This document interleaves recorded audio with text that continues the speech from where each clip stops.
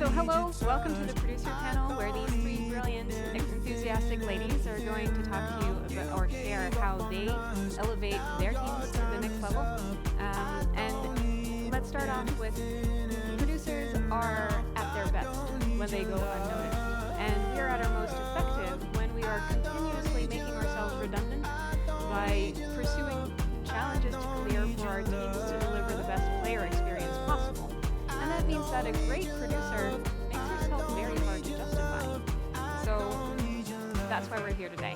We're here to talk to you about what bottom line value we add. Through a series of 3 micro talks, we're going to take you on a journey from pre-production to gold, followed by a series of topics that help drive home why a producer is necessary for the most smooth, optimized, organized, and prioritized endgame. But first, let's start with a round of introductions, starting with the person that's going to add the least value to this talk today. I'm Juney. I'm a development director of external development at Electronic Arts. My team helps all EA teams worldwide with their external development engagements, finding, signing, and optimizing the relationship in our pursuit to make games that inspire the world to play. I'm also the founder and director of the Game Production Community Discord, a community of over 4,000 industry professionals in production, project management, and leadership disciplines where we intentionally invite diverse perspectives to share their unique lived experiences in pursuit of our collective drive for lifelong learning and growth. So with that out of the way, I'd like to hand it over to one of the ladies that has always inspired me with her unique perspective and lived experiences, and a dear friend, Esmeralda. Thank you, Juney. I'm Es Hoffman. I am a producer at Silver Ring Games. Going back to the corner where I first saw you. Gonna keep in my sleeping bag, I'm not gonna move. Got some words on cardboard, got your picture in my hand, saying, if you see this girl, can you tell her where I am? Some try to hand me money, but they don't understand. I'm not broke, I'm just a broken-hearted man. I know it makes no sense, what else can I do? How can I move on when I'm still in love with you?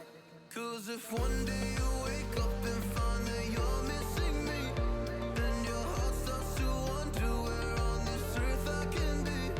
Thinking maybe you'd come back here to the place that we'd meet, and you'd see me waiting for you on the corner of the street. So I'm not moving,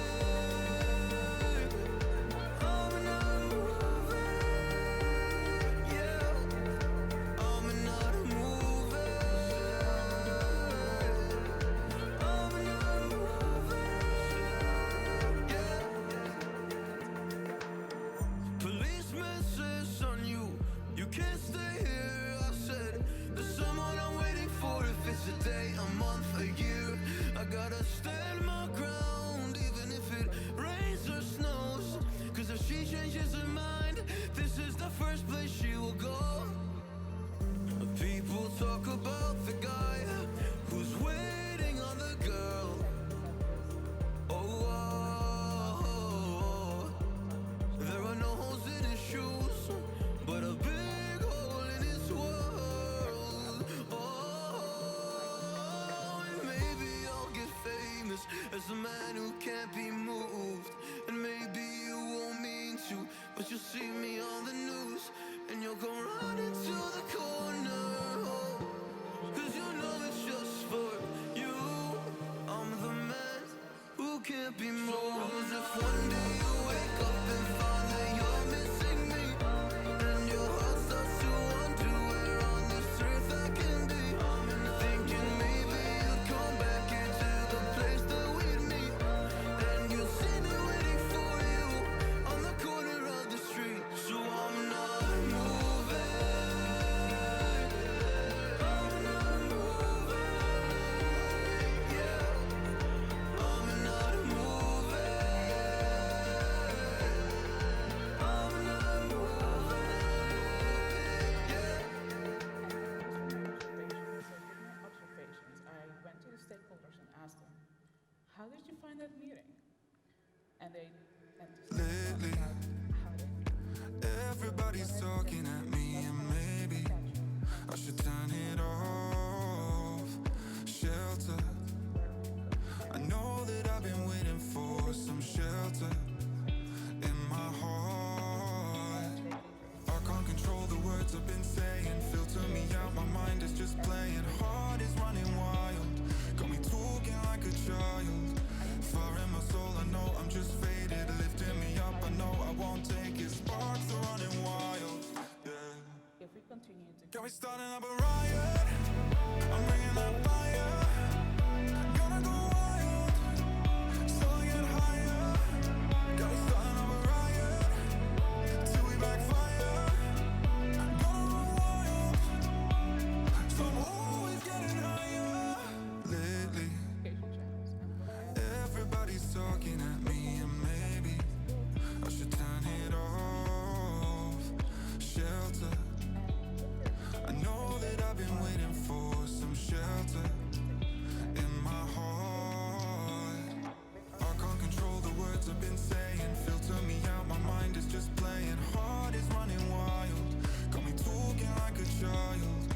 Fire in my soul, I know I'm just faded. Lifting me up, I know I won't take it. Sparks are running wild, yeah. that was that people were Got me having starting up a riot, I'm bringing that fire. Gonna go wild, so I get higher. Got me starting up a riot, till we backfire. Gonna go wild, so I'm always getting higher. issue and mitigate potential risks as a team. All right, thanks, S. With that, we're going to move on to Rachel's introduction and micro talk, where she's going to be talking about an area I've seen her excel in the past 1.5 years that I worked with her. So you guys all here? My name is Rachel Schachter. I'm a producer at Code Glue, where I'm Trying my best, but I'm a hoarder. Gotta for find my a micro talk, way I wanted to to talk about the make creative some process and working space. slow, kind of Building up a wall to life of a make project. a border. And what I want to focus on is it's really important to be critical of a process. So I can carry the weight of the Everything's always changing. of the world in my head. But I want to drill Carry the weight of the world. So I can carry the weight of the world in my head. Carry the weight I find it really important part of the it could be comments from the team like, oh, I wish something would be like this, or why is this Breathe should we work on this? And usually when those comments are mentioned, the team doesn't really have the bandwidth to actually sit down and think about, okay, well, how can we change that? How can we make it more like the ideal scenario? I'm trying my best, but And by allowing the teams to focus on what they gotta do best find a and way having a to producer in place make to some kind of space. have those considerations Building as up a to what wall changes to you can make. make The team, a yeah, it's not border so and development, art, audio, and anything in between. So I can And carry definitely, the weight of the world in my and head. the change we made there was Carry the weight of the world. So I can carry the weight of the world in my head. Carry the weight of the world. And while that was a change in and of itself from the usual, it gave us a really nice time to actually work together as a team to discuss how are these changes going? Do we want to tweak it? Any changes that are being made should really be enabling the team rather than hindering them. So it's really nice to be able to check back in and see, is this working? Do we want to keep changing it? And kind of see where that goes. Another bonus of this was these topics would probably be smaller meetings throughout the week, and with this centralized meeting we knew we could expect, it cut out a lot of meetings throughout the week and just kind of narrowed it down. The second topic that I wanted to focus on was the importance of ownership. I would expect from most teams have some sort of backlog, whether that's in a Trello, a Jira, or it's just lists of topics in the back of your head that you know you need to build the project. And I find that when teams are usually working or discussing those things, it really focuses on the technical aspects. And as a producer, you can dig into some of the nittier details that teams don't usually like to talk about. Like who's going to pick up the task, how long is it going to take to complete, are there any dependencies we need to take into account. And by asking those questions, it helps you as a team build out more of a timeline and make sure the tasks that you have in mind are actually on track with everything else you have going on. And if you throw accountability into that mix, it streamlines a lot of the processes and kind of the discussions that you have throughout. Another example from Shadowrun, but at the beginning of the project, we took more of an approach of if everybody, let's use developers as an example, if each of the developers is familiar with all of the platforms, then anybody can pick up any task. But what we ran into was we spent a lot of time discussing who was going to pick up which task because it was open for anyone. So as we went through, we kind of adjusted and noticed that as people were getting more familiar with certain platforms, they were also developing a knowledge for that platform. So if a bug came back for platform A, let's call it, whoever had the most experience with that already knew, hey, I can already go and pick this up. So it really helped us reduce a lot of that discussion that we were having, while also speeding up the way we were processing any tickets or tasks that we had to tackle. So to kind of wrap that all up, by constantly reviewing the processes you have in place and streamlining them and making sure that they're really working for the team as a whole and constantly reevaluating that, you can really build out, monitor, and improve the health and overall timeline of the project. Thank you, Rachel. And with that, last but certainly not least, a lady who has managed to impress me with her passion and dedication just in the very short time that I've known her so far. Astrid. Yeah, thank you. So, hello everyone. My name is Astrid Huntjens. I am a tech art producer at Guerrilla, a studio in Amsterdam that you might know of the Killzone franchise and the Horizon franchise. And today I want to take a couple of minutes to talk about how producers can add value to teams in the last few months of development, which for most teams will look quite the same. You want to finish as much as you can before you have to submit it and get it out to your consumers. And I think in that period of time, in regards to Forbidden West last year, I spent a lot of time trying to create visibility on the tracks that the tech teams were working on. So to rewind that a little, tech art producer, I was helping out with the tech team's efforts last year, in particular with optimizing the game for PS4, because we were going to release it for PS4 and PS5. And that was a huge challenge, but very important to us to get that right. And towards the end of the development, a lot of content got locked and submitted. And then that was the moment that a lot of performance issues also got flagged, because the final content was in there. And that was another challenge as well, because these were new issues that we didn't thought of before, and we had to firefight them immediately because the finish line was just a few months away. So what I was able to do as a producer was navigate the teams and give hands-on production to navigate them to the finish line, to give them an ease of mind of what they need to do exactly to achieve their goals, and to make sure we get maximum output in the remaining time that we had. So I'm gonna dive in a little bit in how we took care of those performance issues that came in very late. I created visibility on every issue that came in, and luckily we have an amazing QA team that logged everything for us, but then we also had to take care of those things. And creating visibility means visualizing the prioritization, the communication around these tracks, and the information of it. So what I mean by that, the first thing I did was getting everything in Jira. Like I said, some tickets are already placed in QA by QA in Jira, but this is an amazing tool that can help you to literally give you eyes on what work, the volume of work that is left for you until you have to submit your game, and was a must for us to keep up to date every day. And once you have your tickets in there, you can also apply typical agile methods like pulling them into your sprints or grooming your backlog as much as you want to. And this was a very obvious step to take to make sure these tickets are logged. We can see who's working on them, what's the prioritization on it, and then keep reevaluating every decision you made yesterday, because there can be another issue coming up again that will totally obliterate the priority we had on the other one the last day. So that was a continuous cycle. The second thing was setting up meetings for the teams, which is good for communication. And meetings are actually just a starting point in communication.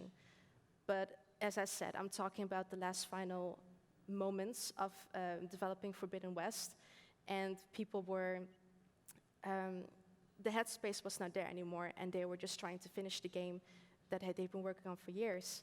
So as a producer, I was able to drive communication for them.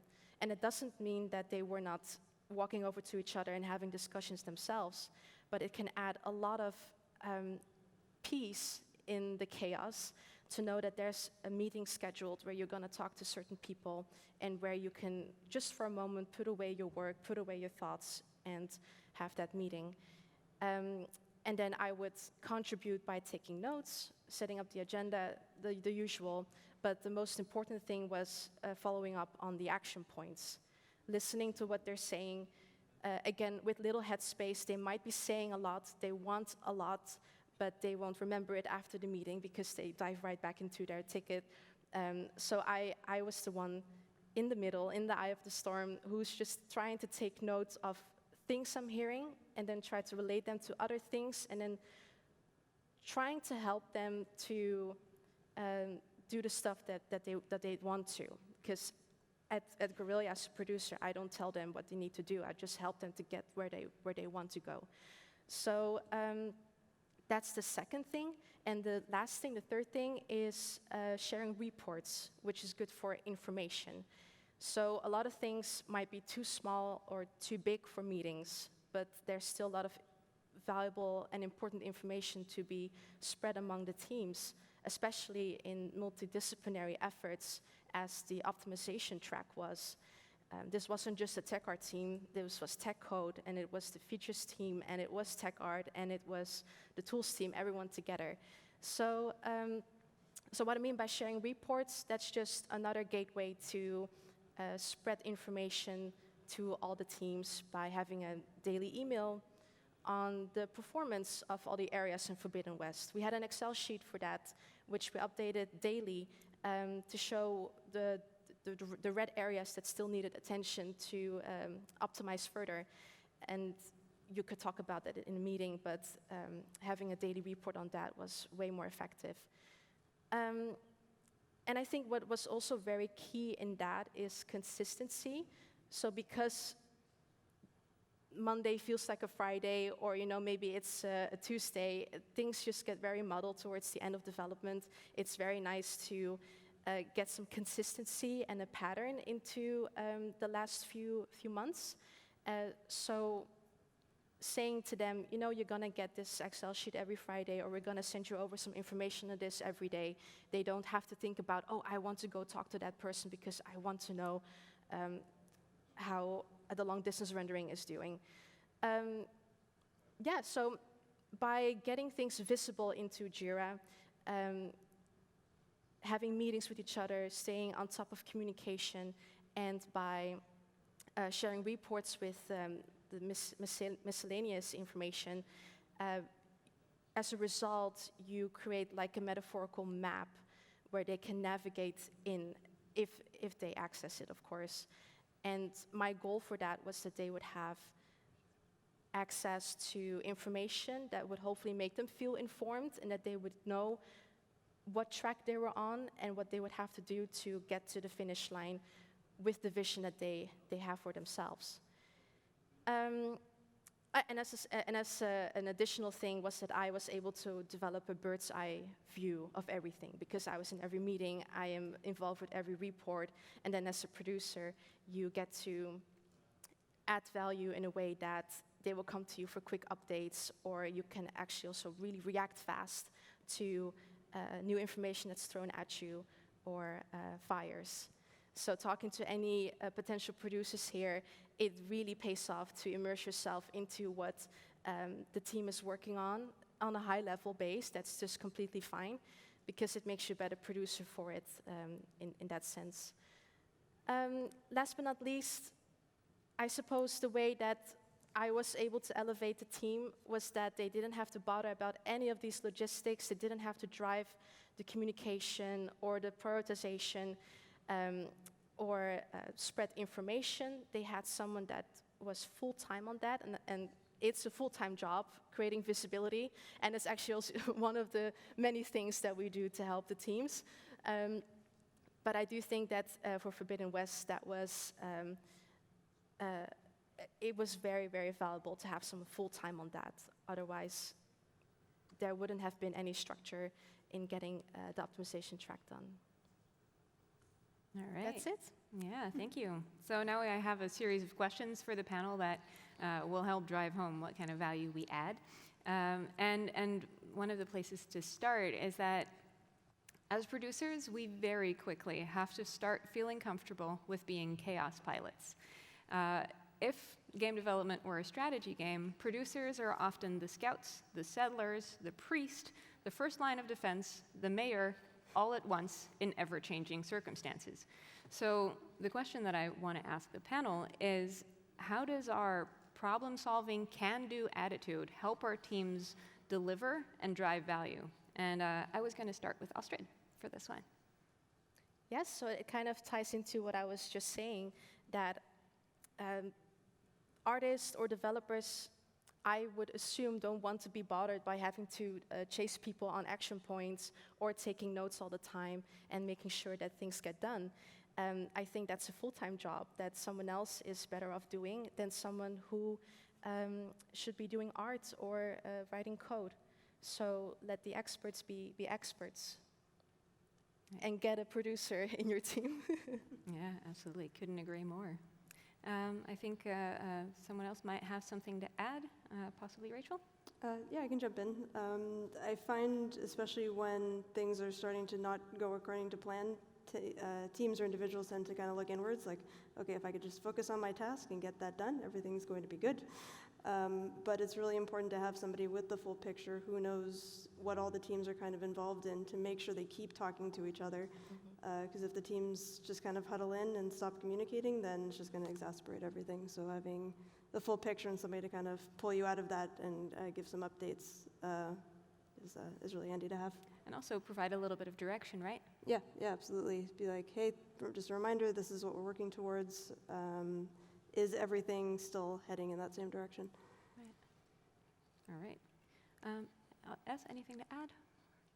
Yeah, I guess I would say that revisiting priorities, looking at people's workload, that helps a lot, especially when times get super busy with deadlines and they're just in the midst of the chaos, that they have someone to reach out to and say, hey, everything is going down, what do I need to do? And that you're like the calmness in everything and say, this is the highest priority, if you could do that, we're all happy. So I think that adds a lot to the team. Agreed. So another role that we very regularly pick up that you might recognize if you've worked with a producer is that we're often the devil's advocate. As we've already touched on, we're regularly the team therapist, but we're also this recurring mini-boss that's constantly challenging our teams to be their best. So we do this by challenging them all the time. We ask them questions. Those questions can be constructive, they can be critical, and occasionally we may play a little dumb just to get you to start thinking. So what I wanted to ask the panel for this one is, how have you challenged your team to be their best? And with this one, I wanted to start with S. So what I try to do the most is be super curious about what they're making, asking them questions, because I don't know a lot about what they're doing, but I am cheering them on from the sidelines, and I just have a lot of questions about what they're creating. but also trying to keep in mind this is our goal. They are at this point. What are we missing in the middle? And just asking those questions and being honest, like, hey, I don't understand anything what you've just said, but could you go back a little bit and see what that is? And I guess the main thing about being curious and being like the devil's advocate is the way how you're saying things. It's not really about what you're saying, but it's the tone that matters. And what that comes down to in the end is risk mitigating, right?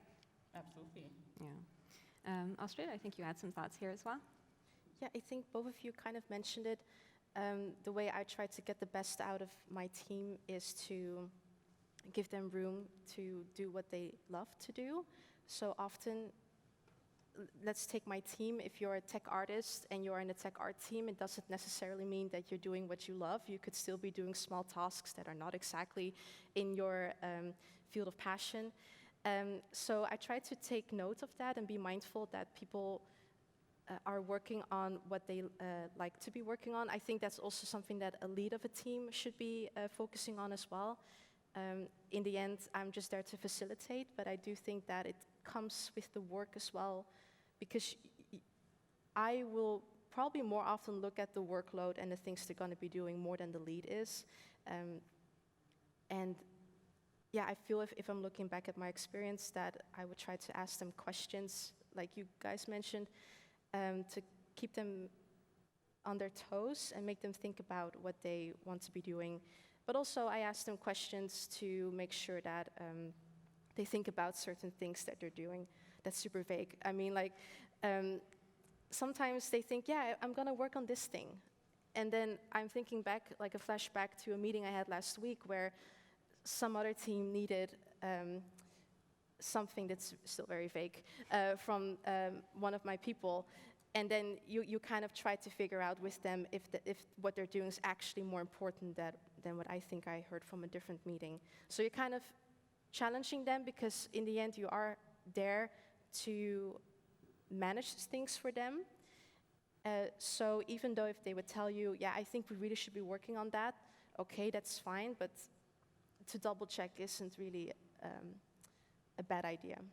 Yeah, and sometimes that's the subconscious, the idea that you had in your head, and sometimes it's also based on assumptions that you make, and our questions can help clear those. Yeah.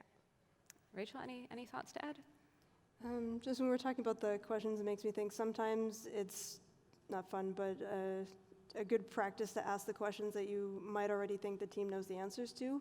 Because if you find one person saying one answer, somebody might pipe up and say, wait, I thought it was this, or I thought we were going about it like this. So kind of prompting those conversations that you think might be the obvious question, but just to make sure, yeah, just throw it out and see what happens, make sure everyone's on the same page. Be willing to add that, to ask that question, right? Mm-hmm. Yeah.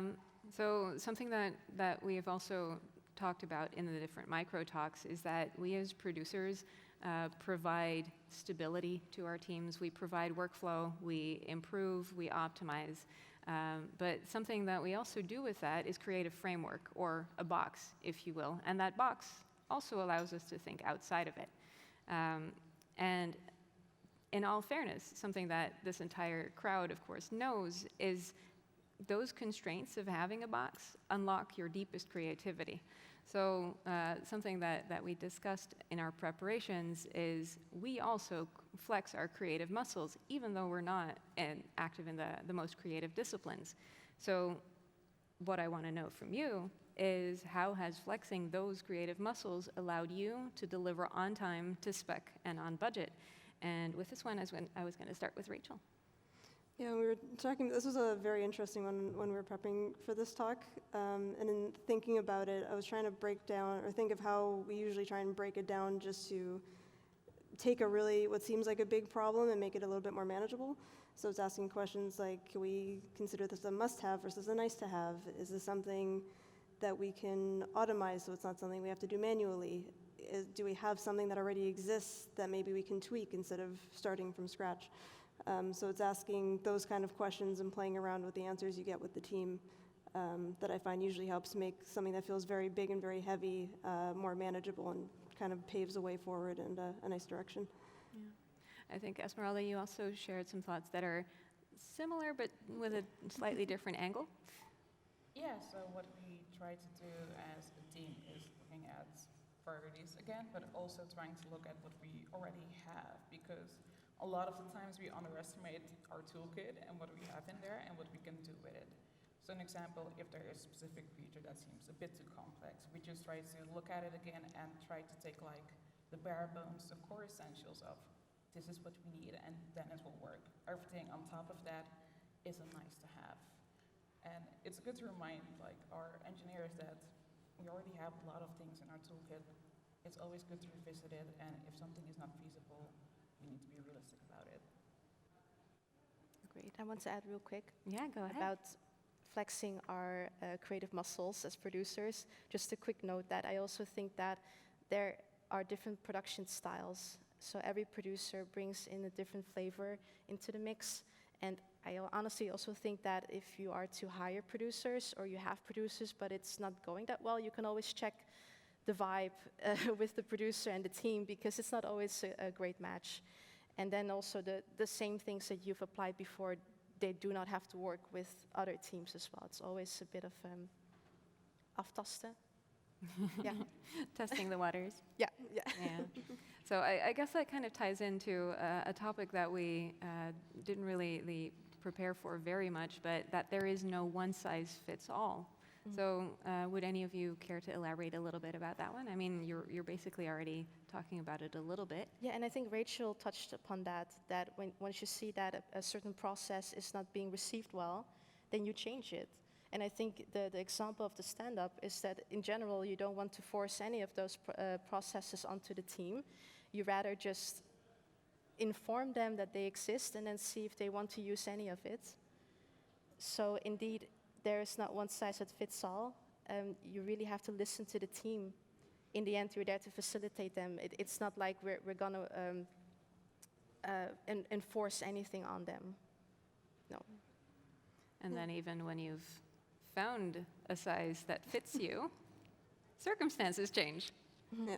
And then it no longer does. Either of you still want something to add to that?